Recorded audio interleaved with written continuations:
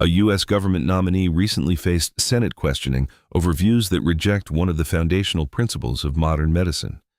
Robert F. Kennedy Jr. disputes germ theory itself, the idea that microorganisms cause disease, and he put it in writing.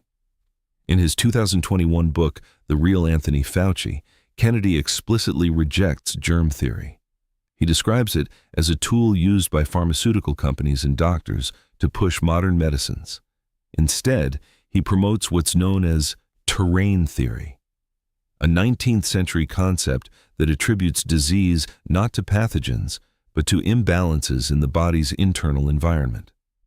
As Kennedy describes it, his preferred approach emphasizes preventing disease through nutrition and reducing environmental toxins, not through vaccines or medicines that target specific germs.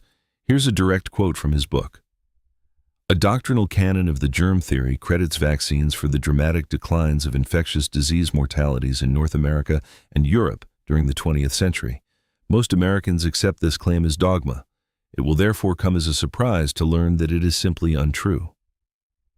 But here's where it gets interesting. During Senate hearings, Senator Bernie Sanders confronted Kennedy with hard data. Sanders cited a 2024 study led by the World Health Organization and published in the Lancet. That study found that since 1974, vaccines have saved an estimated 154 million lives, including 146 million children under the age of 5. The numbers directly contradict Kennedy's claim that vaccines didn't drive declines in infectious disease deaths. Mainstream media has largely avoided covering Kennedy's rejection of germ theory.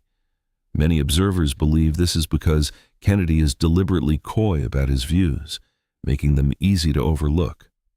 It took Beth Mole, a reporter with a PhD in microbiology writing for Ars Technica, to document the Senate exchange in detail. The practical stakes matter. An anti-vaccine advocate who rejects germ theory has been given authority over vaccine policy decisions, and courts have already overturned some of those policy changes. The medical community generally holds that doctors and health professionals need to become more politically active to counter pseudoscientific claims that have influenced public policy for decades. So a nominee who disputes the microbial basis of disease now shapes health policy.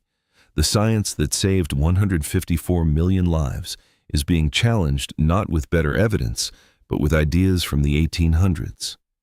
Does it concern you when officials with authority over public health reject foundational medical science?